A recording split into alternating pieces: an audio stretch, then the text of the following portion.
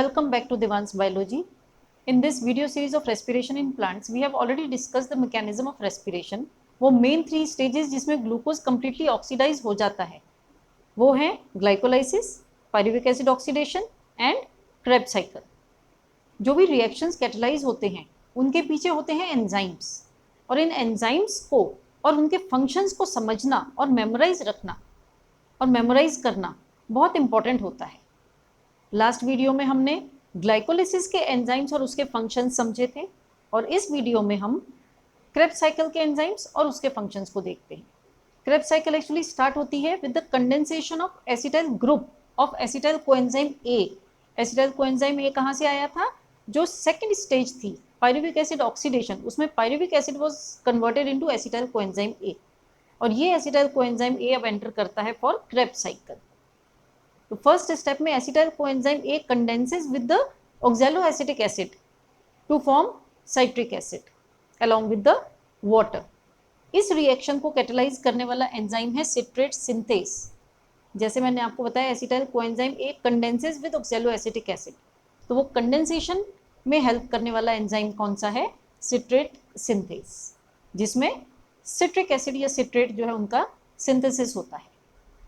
In the next step this citrate या citric acid gets converted into cis aconitic acid, और cis aconitic acid convert होके बन जाता है आइसोसाइट्रेट. साइट्रिक एसिड और आइसोसाइट्रेट ये दोनों एक दूसरे के आइसोमर्स हैं. ये दोनों रिएक्शंस कैटालाइज करने वाला एक सिंगल एंजाइम होता है जिसका नाम है एकोनिटेज. सो एकोनिटेज एंजाइम का फंक्शन क्या हुआ? आइसोमराइजेशन, बिकॉज ये आइसोमर बना रहा है. किसका आइसोमर? साइट्रेट का आइसोमर बना आइसोसाइट्रेट. नेक्स्ट रिएक्शन में क्या होता है? आइसोसाइट्रेट जो है वो कन्वर्ट होता है ऑक्सैलोसक्सिनिक एसिड में with the help of enzyme isocitrate dehydrogenase. इसमें आइसोसाइट्रेट का ऑक्सीडेशन होता है और ऑक्सैलोसक्सिनिक एसिड बनता है.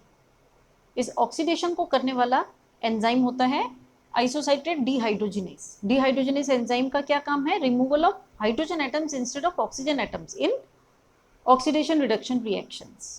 In the next stage decarboxylase enzyme is used. Decarboxylation का मतलब डीकार्बोक्सिलेज एंजाइम डीकार्बोक्सिलेशन करता है. डीकार्बोक्सिलेशन का मतलब रिमूवल ऑफ CO2 मॉलिक्यूल. तो CO2 मॉलिक्यूल जब रिमूव हो जाता है तो ऑक्सैलोसक्सिनिक एसिड कन्वर्ट हो जाता है अल्फा कीटोग्लूटरेट में.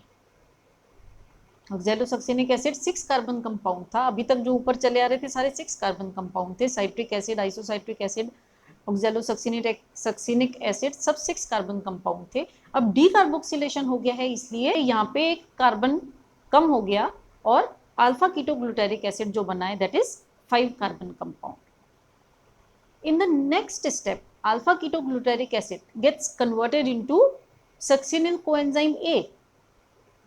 ये जब सक्सिनिल कोएंजाइम ए बनता है तो इस रिएक्शन को कैटालाइज करने वाला है अल्फा कीटोग्लूटारेट डिहाइड्रोजिनेस. इसमें भी एक कार्बन डाइऑक्साइड का रिमूवल होता है, इसलिए हम इसको अल्फा कीटोग्लूटारेट डिहाइड्रोजिनेस कॉम्प्लेक्स भी कह सकते हैं, जिसमें ऑक्सीडेटिव डीकार्बोक्सिलेशन होता है. Means oxidation along with decarboxylation. So alpha ketoglutarate acid was 5 carbon compound. Succinyl coenzyme A जो बना है that is 4 carbon compound. So there is removal of 1 carbon dioxide molecule. यहाँ पे जब डिहाइड्रोजिनेस एंजाइम यूज हुआ है तो उसमें NAD रिड्यूस होके NADH plus H plus बना है. In the next reaction, succinyl coenzyme A is oxidized to succinic acid. इसमें फॉस्फोराइलेशन भी होता है इस रिएक्शन में. Phosphorylation means synthesis of ATP. जब ATP सिंथेसाइज होता है तो उस रिएक्शन को हम फॉस्फोराइलेशन कहते हैं. यहाँ पे इस केस में सबस्ट्रेट लेवल फॉस्फोराइलेशन हो रहा है. सबस्ट्रेट लेवल फॉस्फोराइलेशन का मतलब होता है फॉर्मेशन ऑफ ATP और synthesis of ATP directly from the metabolite. इस रिएक्शन को कैटालाइज करने वाला एंजाइम है सक्सिनिल थायोकाइनेज. काइनेज एंजाइम का फंक्शन होता है फॉस्फोराइलेशन करना. In the next reaction succinic acid gets converted into fumaric acid. जब ये रिएक्शन हो रहा है तो इसमें एंजाइम यूज होता है succinate dehydrogenase enzyme. Succinate dehydrogenase enzyme जो है उसका फंक्शन क्या है? ऑक्सीडेशन करना. मीन्स यहाँ पे ऑक्सीडेशन हो रहा है सक्सिनिक एसिड का टू फॉर्म फ्यूमेरिक एसिड, और इसमें FAD is reduced to FADH2. In the next step, fumaric acid gets converted into malic acid. Fumaric acid से मैलिक एसिड जब बनता है तो इस रिएक्शन को कैटेलाइज करने वाला एंजाइम है फ्यूमेरेज एंजाइम. फ्यूमेरेज एंजाइम का काम है हाइड्रेशन करना. मींस इसमें हाइड्रेशन हो रहा है, वाटर मॉलिक्यूल यूटिलाइज हो रहा है और फ्यूमेरिक एसिड कन्वर्ट हो रहा है मैलिक एसिड में. Fumarase enzyme actually reversible reaction catalyse करता है हाइड्रेशन एंड डिहाइड्रेशन का. In the last step of Krebs cycle, malic acid gets converted into oxaloacetic acid. यहाँ पे रिएक्शन कैटेलाइज करने वाला एंजाइम है मैलेट डिहाइड्रोजिनेस.